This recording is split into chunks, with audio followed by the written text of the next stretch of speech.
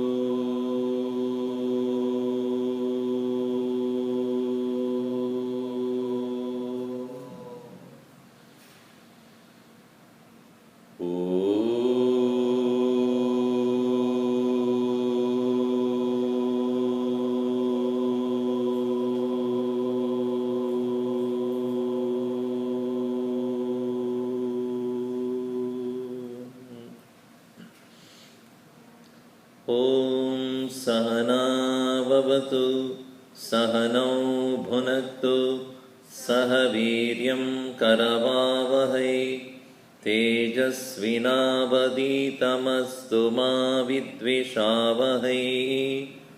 ॐ शान्तिः शान्तिः शान्तिः। समस्तजनकल्याणे निरतं करुणामयं नमामि चिन्मयं देवं सद्गुरुं ब्रह्मविद्वरम्। ॐ पार्थाय प्रतिबोधितां भगवता नारायणेन स्वयं व्यासेन ग्रथितां पुराणमुनिना मध्ये महाभारतम् अद्वैतामृतवर्षिणीं भगवतीम् अष्टादशाध्यायिनीम् अम्ब त्वामनुसन्तधामि भगवद्गीते भवद्वेषिणीम्। यं ब्रह्मा वरुणेन्द्ररुद्रमरुतः स्तुन्वन्ति दिव्यैस्तवैः वेदैः साङ्गपदक्रमोपनिषदैः गायन्ति यं सामगाः। ध्यानावस्थिततद्गतेन मनसा पश्यन्ति यं योगिनो यस्यान्तं न विदुःसुरासुरगणाः। देवाय तस्मै नमः देवाय तस्मै नमः। Verse 39.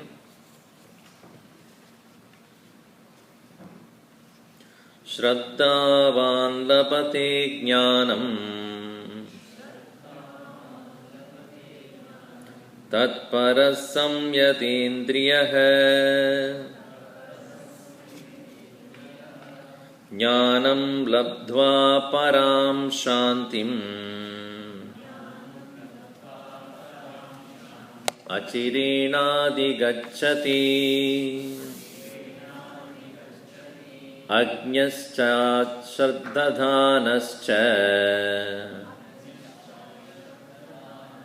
संशयात्मा विनश्यति। नायं लोकोऽस्ति न परः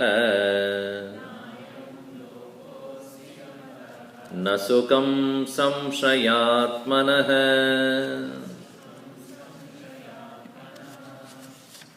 In this last part of this chapter 4, Sri Krishna is about to conclude. In conclusion he says, he who has faith alone can gain knowledge. Faith, as I have seen in the previous session, the starting point of faith is belief, and the ending point of the path is truth. Without believing, there cannot be the journey ever would start. Shraddhavan labate jnanam. Knowledge is gained by one who has faith. And in any pursuit in your life also, if you do not have belief in something, you will never start even the process. So first of us, we have to believe in myself, oneself, and believe in the goal that is going to be reached, and believe in the path also. If you are going to go from here to New York by flight, you must believe that the flight will go there. And you must also believe that the fellow who is flying the plane must know how to fly the plane. Right? So you won't go to the cockpit, open the cockpit and say, I have a question. What? Can you show me your certificate? That you really had learned how to fly this flight. With what faith will you enter the flight, you tell me? You are only given a flight ticket. How do you know? You believe, right? So far, everybody has gone into the flight and reached there.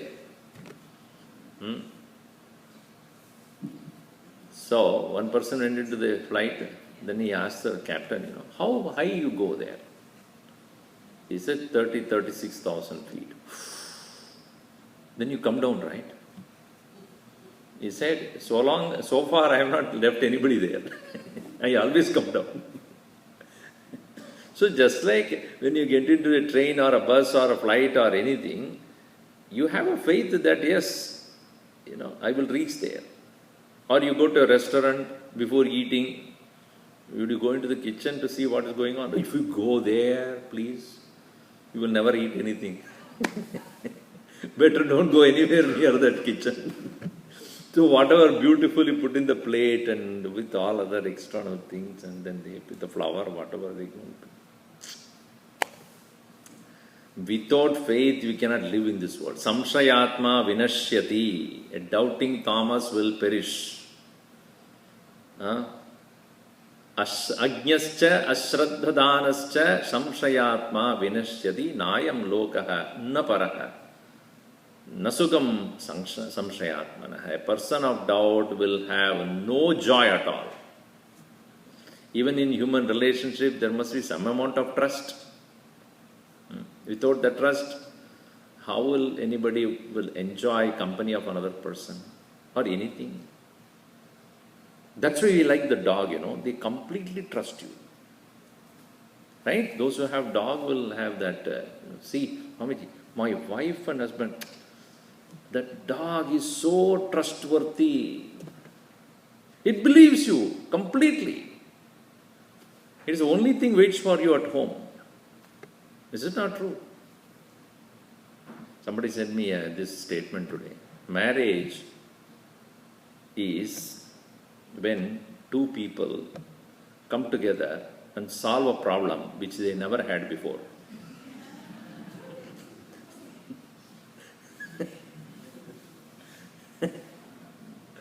Anyway, those who go through the experience know it. Why should I tell anything? So, whether it is husband or wife or children or parent and the teacher and anybody, boss, see, there must be some amount of trust. Okay, this person whom I am working with or dealing with must have some reason why he or she is doing anything. You don't trust at all. Nasukam samshayatmanah. Especially in this path, the faith is required much more. You know why? Because it is unknown. What one is aiming at is the absolute realization or liberation, freedom, and for that purpose one must have a greater faith than anything else in this world. Reasons are many, but I will tell you one or two of them. Number one is, this path is so unique, only when you start walking you will see where it leads. Those who see the movie will understand that in the Anya Quest movie. Until then you are not sure. But once you start walking, you will understand, oh, this is how it is. Second, those who have reached there and then telling us this is the way are very few. Books may say anything, but not all that what is said in the book may be true. So like last week we saw, that religion gives you the strength of discipline and spirituality takes you to the next level. You need the religion to give the discipline of values and the guru to guide the higher level. It is like your children you are sending to the school.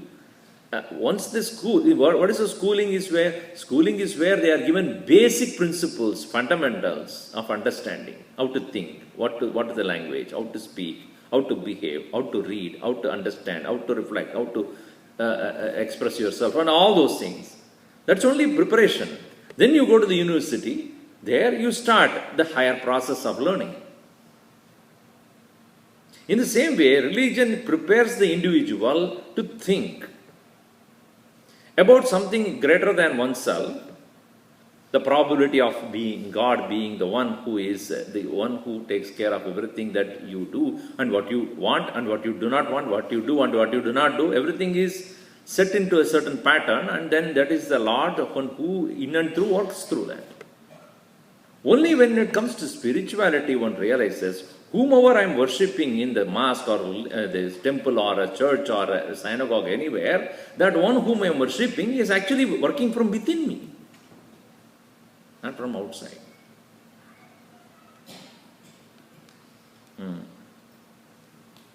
I see a plant, I see a tree, I see a bird. And these birds and the plants and the animals and the mountains and other things which makes this world, from where do the Lord work from? From within. Within me and within you. Within every being. So spirituality takes your attention from the world which you experience to the world that you have not experienced. So the travel within, going within, is the way of the spirituality to discover the truth which is already hidden.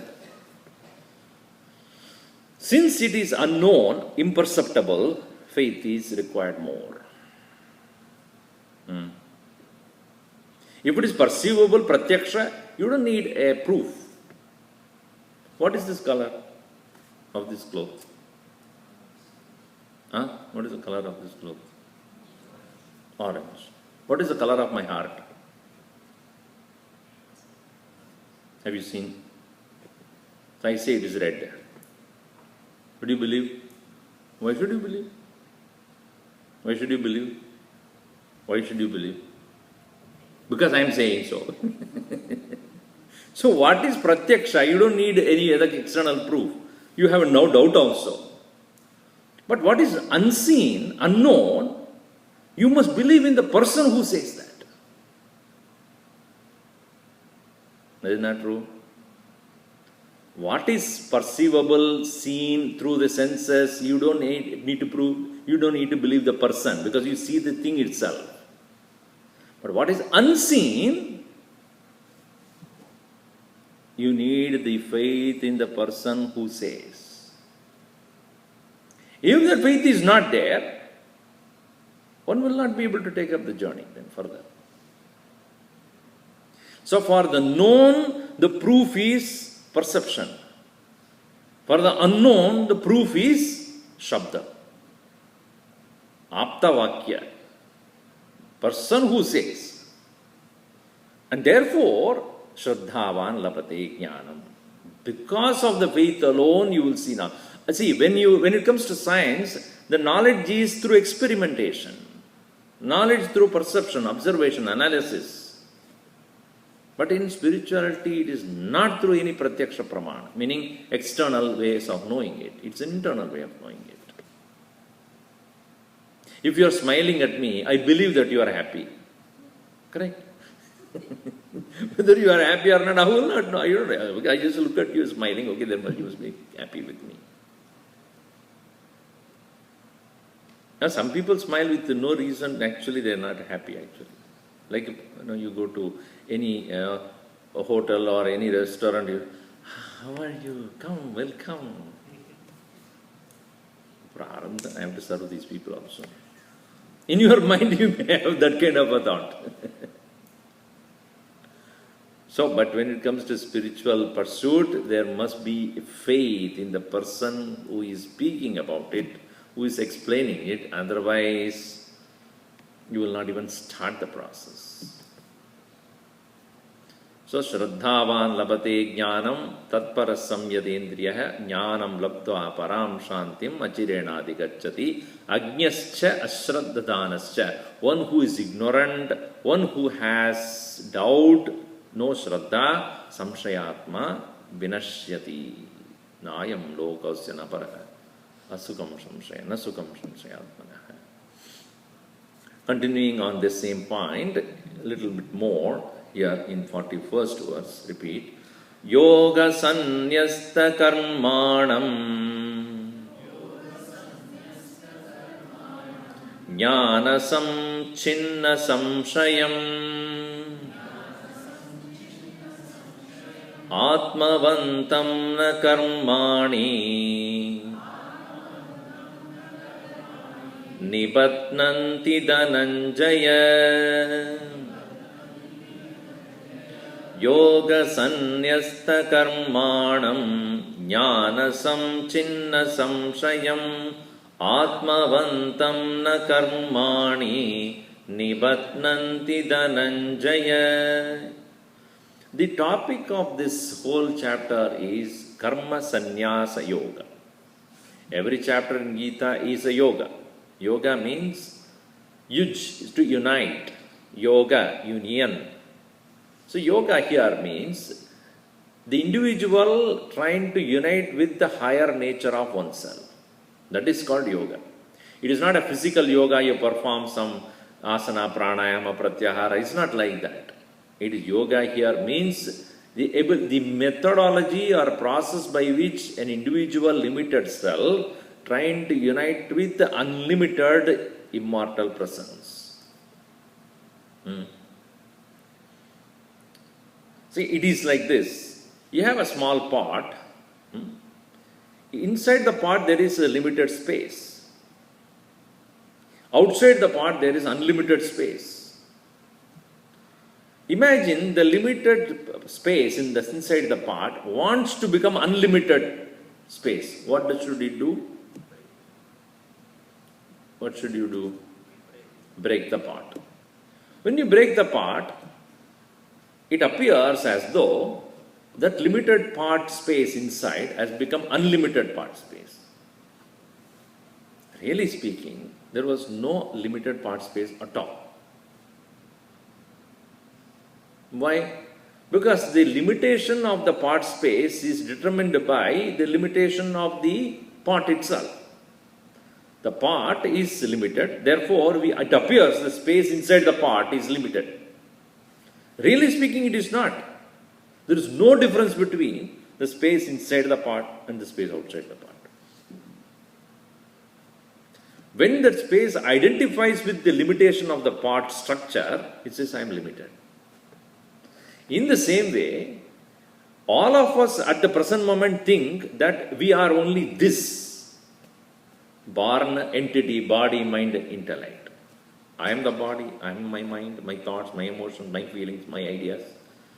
When this identification with the limitation is there, that is called individual ego suffering its own limitations. So it has to realize that I am unlimited presence. This realization is through knowledge, not breaking anything of the physical nature. Therefore, yoga is, really speaking, discovery of oneness. Discovering that oneness. And thereafter, when a person comes to perform anything in this world, he performs out of freedom and not out of fear. So, Krishna, while explaining these things, he explained about how to understand the knowledge in the second chapter, Karma Yoga in the third chapter. Now, in this chapter, he says Karma Sannyasa Yoga. How to renounce action through knowledge.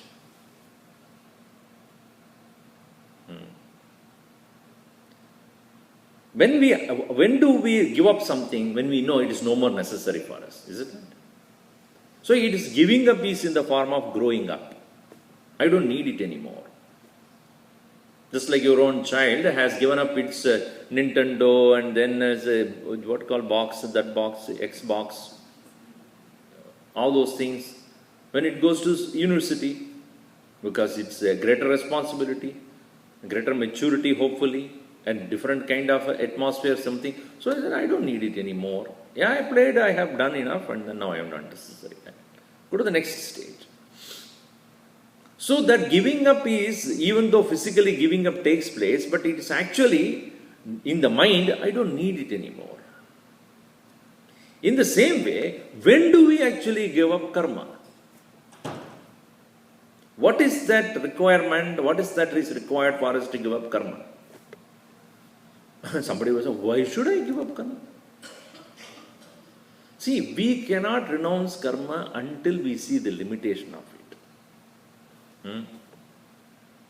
Action, we are all so interested because it gives quick result. Quick fix. Is it not so? I asked somebody, so I had a little pain. So I asked, what is the best way? I asked the doctor, what is the best way to overcome this pain? Very simple, take Tylenol. I said, Tylenol is only going to help me to forget about the pain, but pain is not gone. Is it not true? It's only painkiller, not the problem killer. It kills the pain, but the problem continues. The pain, the effect of the Tylenol is gone, then again it will come back. So, an action is being undertaken by a person who seeks a particular result. Without thinking about the result, nobody engages in action. Fine. So, I want a particular result for which only I am engaging in an action. Good. So, that means the result should be something which I want, I desire. So, desire is the cause of action. That is simply understood. Without desire, a person will not engage in action. So, the desire is the cause of action. Good. Why desire?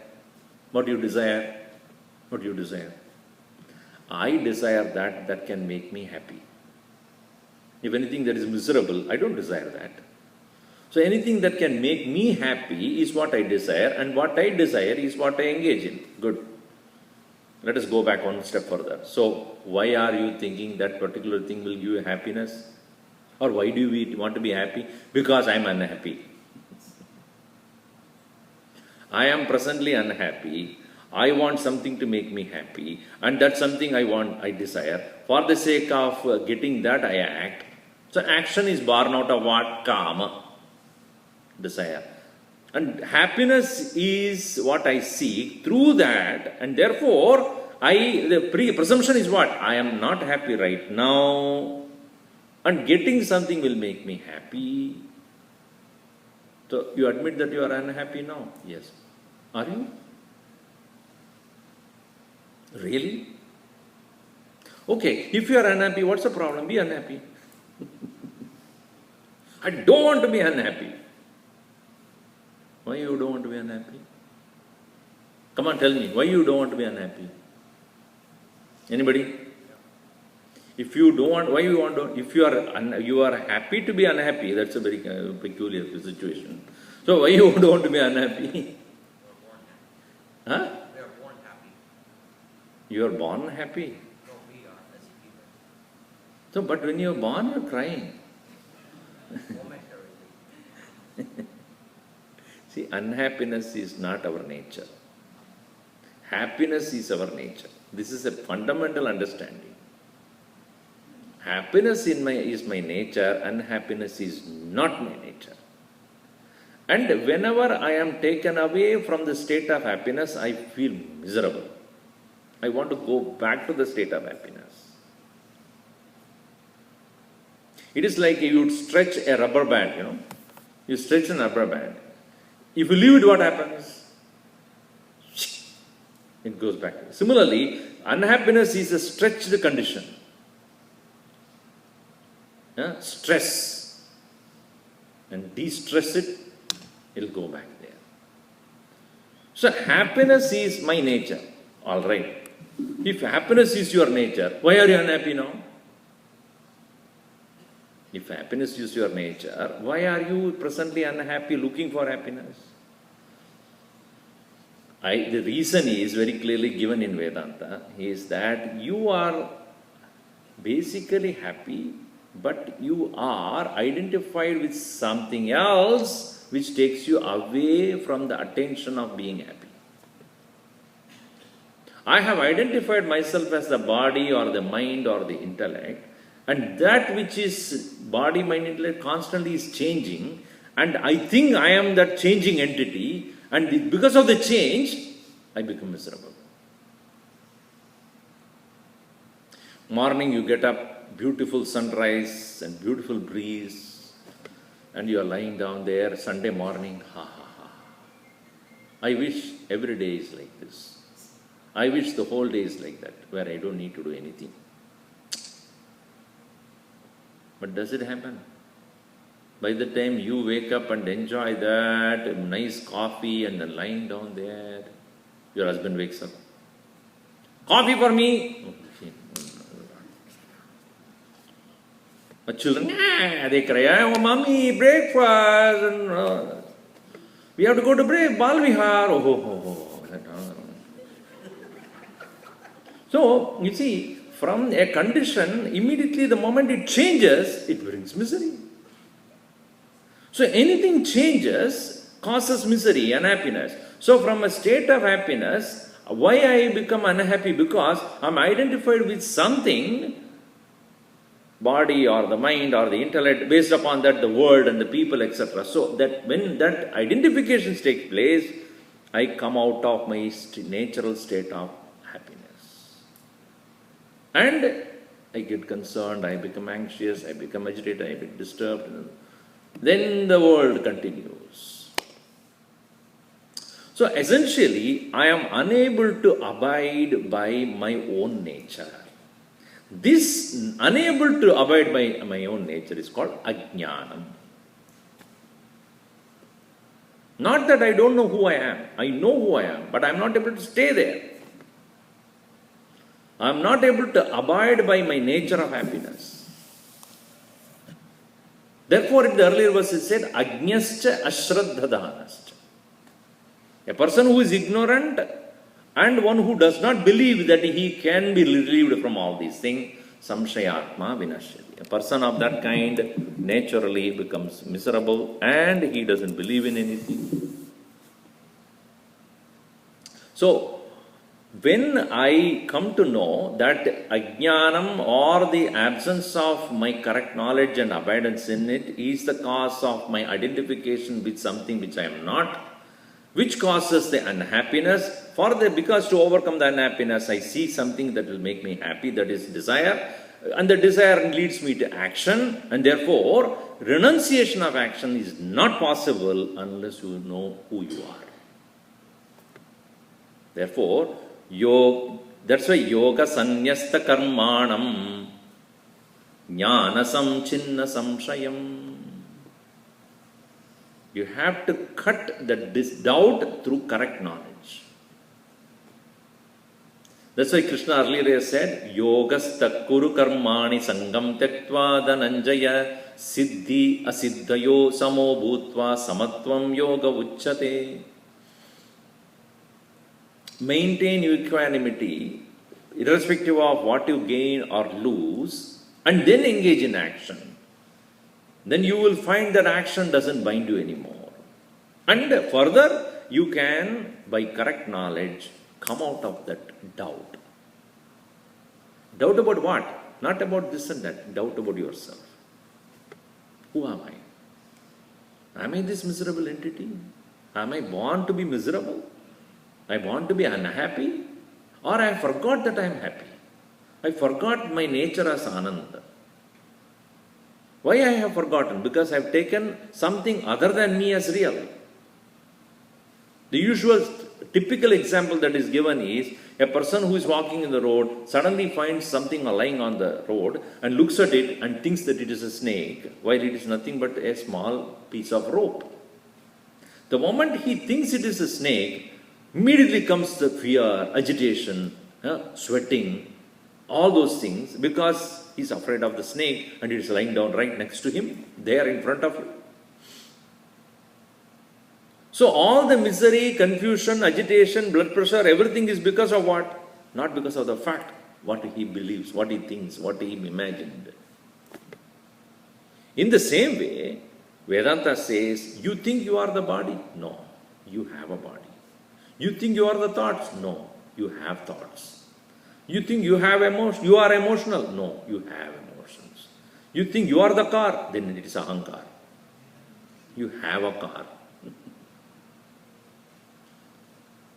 So when you are able to clearly see the difference between I and what I have, and I am independent of what I have, this understanding as well as practice is not there. I forgot myself and what I have is me. I and my thought are two different things. And I am my thought. When I think like that, then the thought changes, you will become miserable. One thought of happiness will make you happy. Another thought of unhappiness will make you miserable. One thought of good memory will make you very elated. And one thought of bad memory will get deflated. We go through this constantly.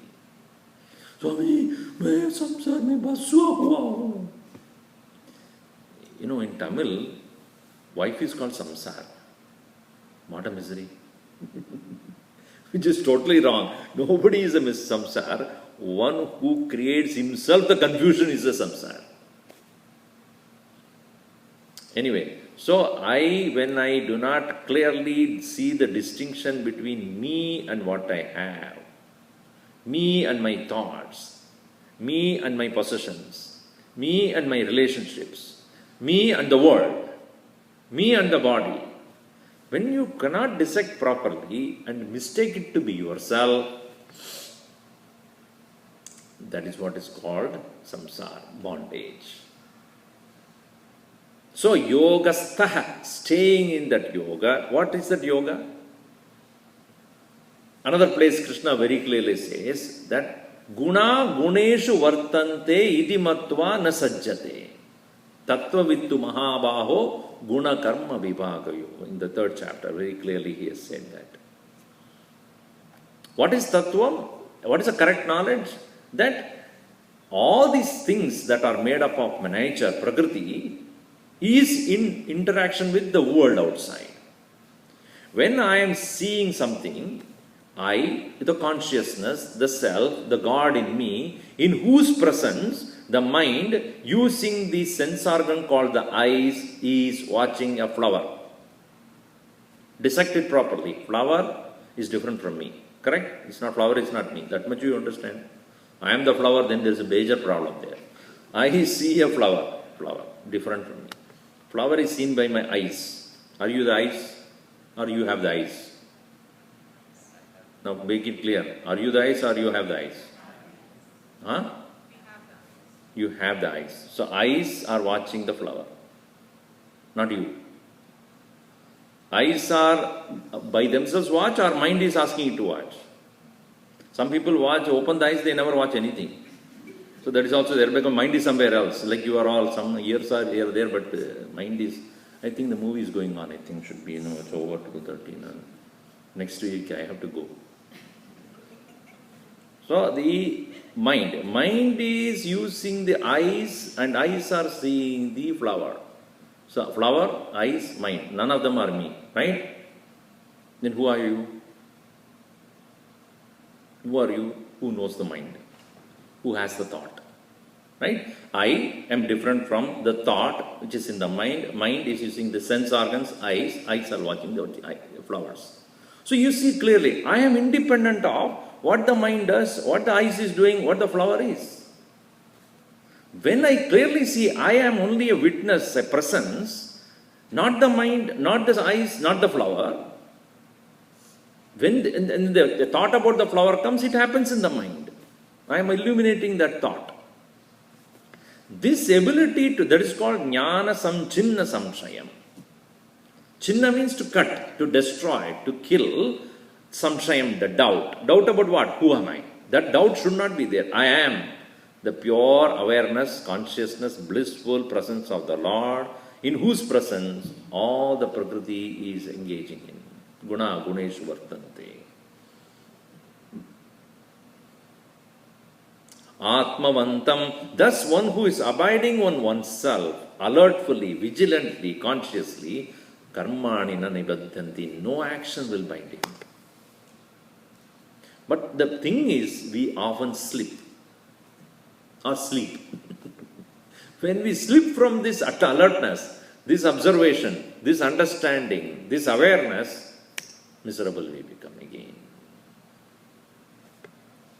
Just like you sitting there in your couch and watching Saas Bhi Ek Din Bahu Thi. Every scene will be a cry by somebody else, and you also. So your husband or somebody comes, why are you crying? See this, what is happening? You are seeing a dead, useless screen, and looking at the screen you are crying. What can be more miserable than this? No, you don't understand. That Bahu, so good, so nice. How the mother-in-law is torturing her. So you have identified, you understand this point. You identified yourself with one of the character there and you become that character. You are a character. What to do? So when you identify with that character and you cannot separate yourself, for that, at least for 10-15 minutes till another advertisement comes, you are miserable. Then advertisement comes, you eat this pizza and you are finished eating. So when you identify with that character there and you think, then you remember your mother-in-law, how she treated you. Then the husband evening comes, what happened? Because that movie you saw, whatever, it reminds you your situation and then you suddenly remember, you forgot a long time back, but that reminds you again. Then the same war takes place outside the TV also. Then the wife, husband says, that's why I told you, don't see all those things. So how forgetting one's nature, identifying with something else, which undergoes all sort of changes, it makes you miserable. Swamiji, ye ras hai, colors hai. That is what is color of life. Is it not color is a channel? Correct? I don't know. I don't watch the color and all those things. So when we thus identify with something which we are not, we have no control. What controls it? That controls me. Once you lost your own identity or your control over yourself and you have identified with something else, that becomes powerful. So it has happened with our body, mind and intellect. They control us.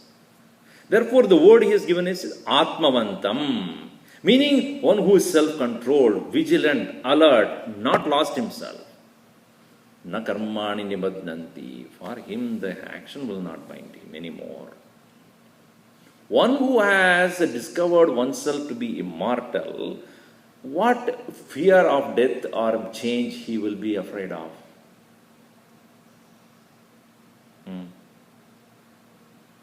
In the same way, as a person who has thus woken up from a dream, whatever dream sins that he has committed, dream murder that he has committed, why should he be afraid of that anymore? He is no more punishable. Why? Because I am not the one. I had imagined myself to be one and I suffered that. Now I know I am not that.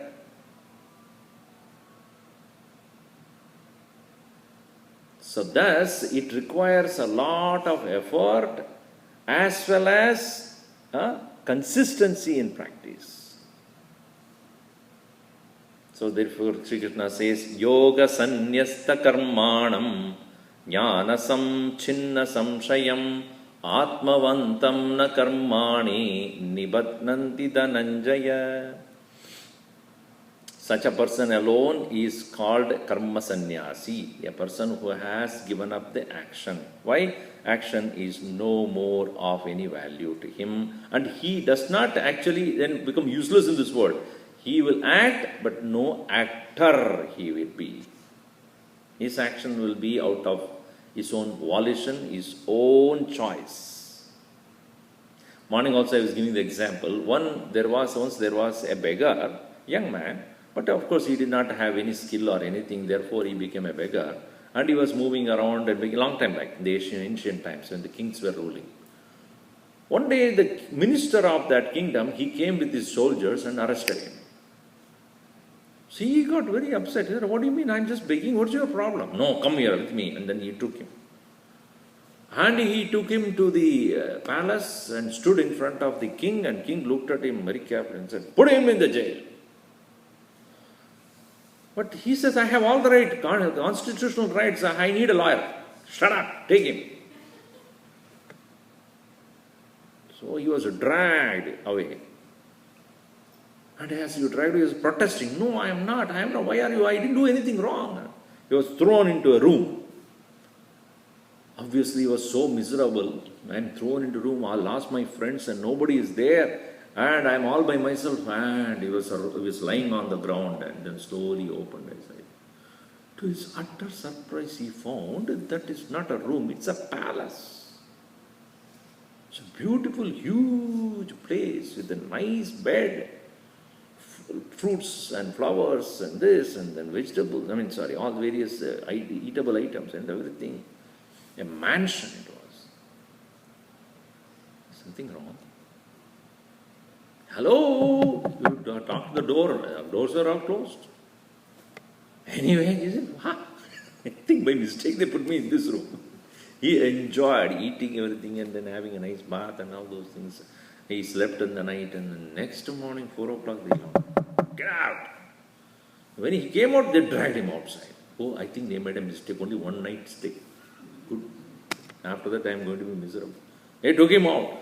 And when he came to the main outside ground and he found all other soldiers standing there, and the commander general said, "Come on, start doing your military training. Horse riding, boxing, fencing, this and that," and started swords and all. Next to 3, 4, 5, 6 hours, he was continuously engaged. He was not allowed to talk to anybody. Nobody was talking to him also.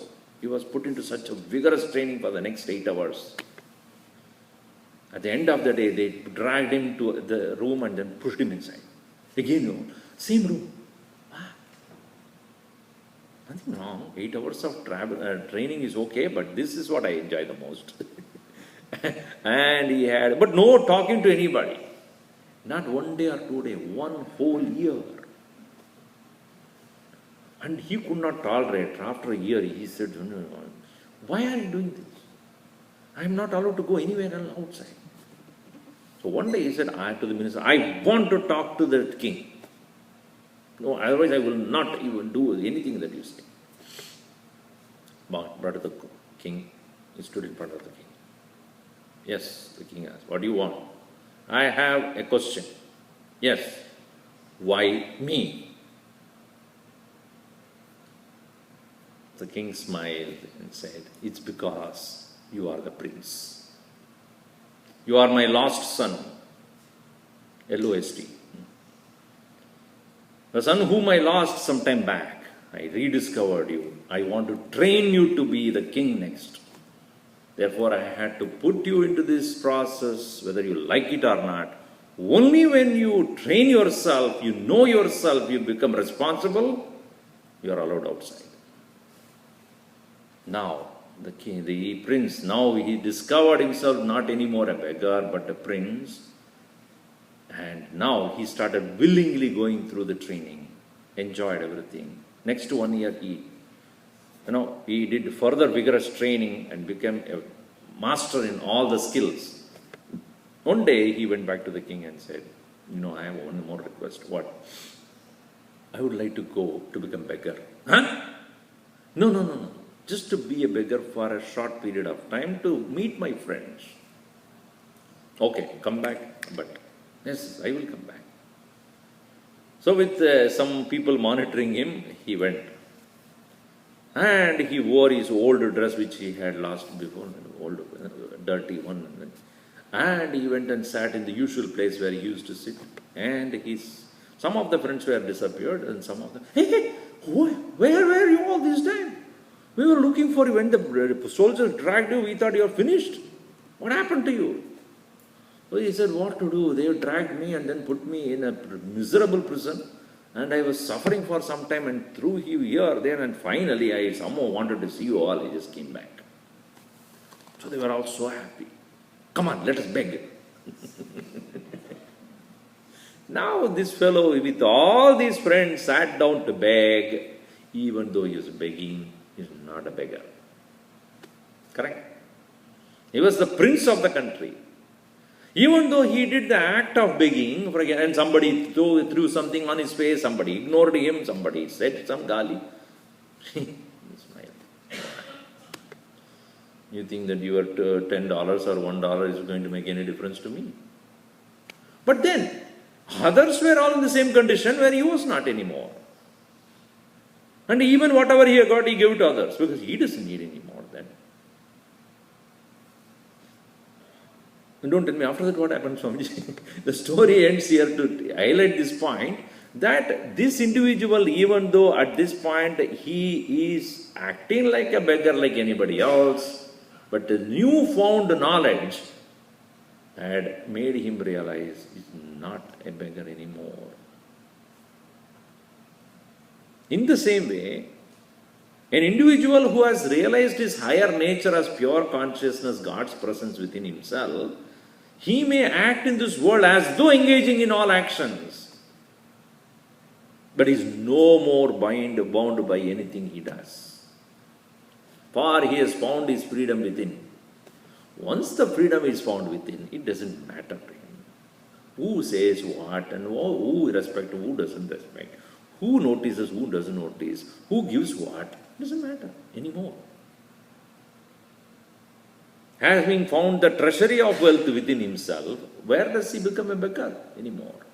If at all he does, it is just to be with others. So, Atmavantam, a person who is self-abiding, na karmani nibadnanti, no more bondage will be, for no more he benefits or reaps any benefit out of the actions.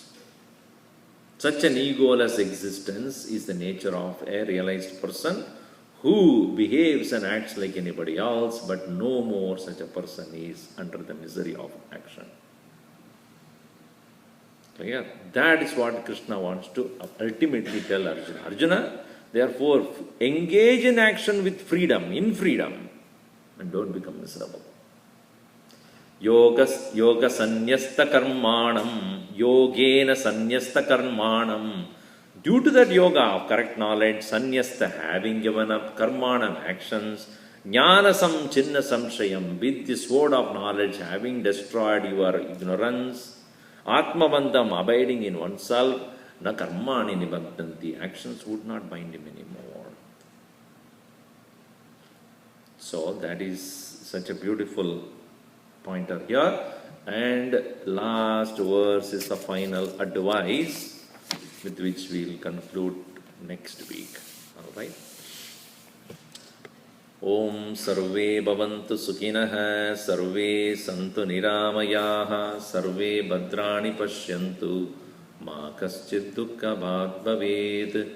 Om shanti shanti shanti. Hari Om Sri Gurubhyo Namaha.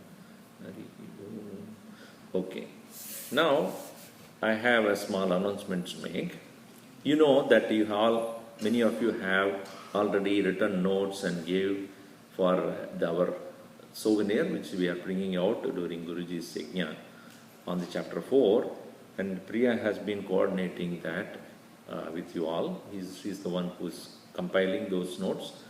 Some of you have given, some of you have taken notes but kept it at home. You're noting it down at home. However, thanks for your participation. This was very important process that we did this time. This is the first time we did it, and I found that it is useful for not only you and as well as for me. Now, therefore, I am going to recognize those people who have contributed to the souvenir in form of the article, and your name will appear. And if you want to appear as the sponsorer for the souvenir. There is, I'm going to give you this card, which Gurudev's picture is there, but a small card also. There you have the option. Please read that and then let me know. All right. And there is a box here. You can put your response after filling up the card. I will read out the names. So those whose name is read out, please come as a family. Vignesh, Acharya, Anita Vignesh. I'll keep reading. Please, those who have finished, please come. Vittal Agrishetty. Rajiv Agnihotri, Renu Agnihotri. Sridhar Akkanapalli, Kavita Akkanapalli. It's better to call out your names. You please tell your name. Because if I go through this, it's a big list. Which is easy. So some of them have gone to the movies, so I will be reading out their names also. So how many of you have contributed to the, you have written the notes, etc.? Okay, anyway, let me read the names. Freddy Alam Shah, Ram Prasad, Anantula, Vijay Apte, wife is also included. Who? Come. That is which one? She knows all the Telugu people. Ram Prasad, Anantula, Sirsha, Vijay Apte, Chakravarti Ayala, Anuradha Kotahalli, Vinod Bhulian, Ram Bhairavasu,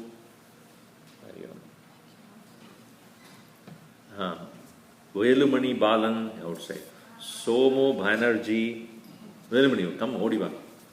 Somo Banerjee, Samir Barbude, Shivanand Ballad, come. Ravi Balamakonda, Ballamkonda, Sonal Bhagat, Apurva Bhatnakar, what's the last name? Banerjee. So he's in charge of banner. Okay. I will announce that. Ballard. Are you noting down the names? Okay, good. Well. Shivanand Ballad, Ravi Balamkonda, okay. Sonal Bhagat, Apurva Bhatnakar, Chetan Bhatnakar, Dhyanesh Bhatt, Prashant Vrindavan, Ramasubramanyam Khalipatti, Kirupakaran Chandran, Anil Chaudhary, Anil Chaudhary. There you go.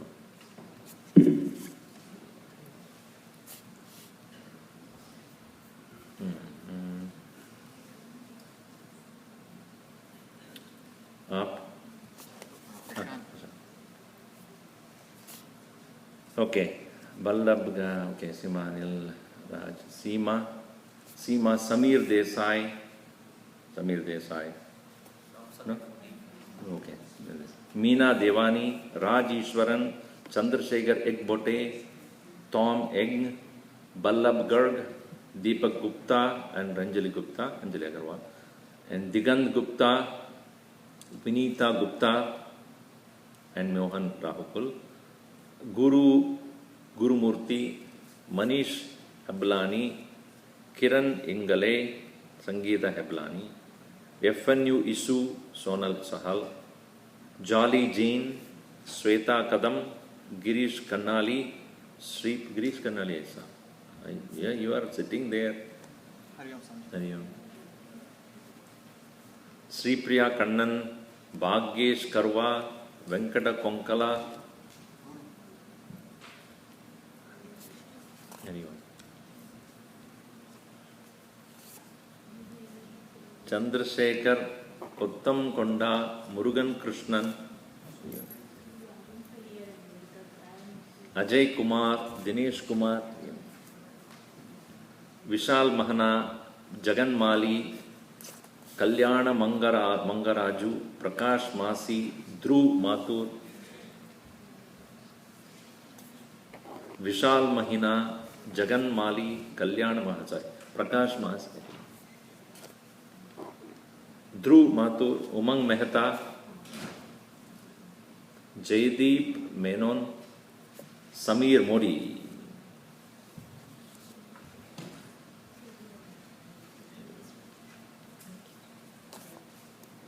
Samir Modi. Manikandan. And Vishal. Jai Shri Krishna. Jai Shri Krishna.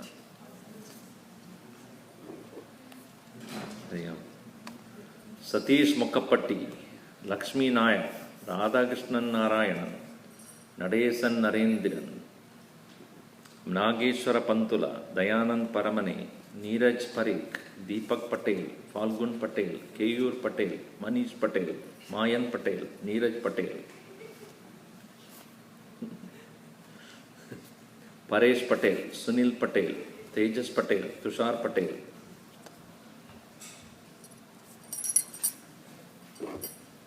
Selvamani Ramaswamy, Pragnesh Ray, Prasad Reddy, Venkatesh Reddy, Namrata Rupani, Santosh Sahu,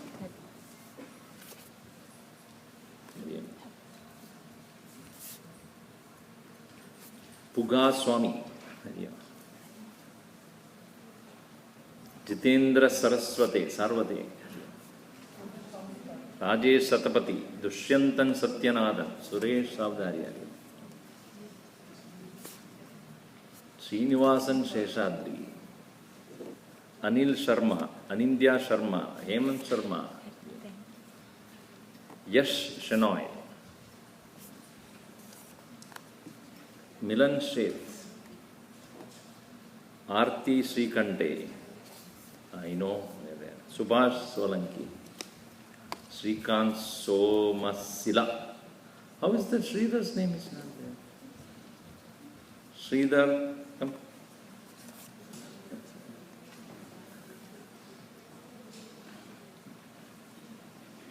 Yeah.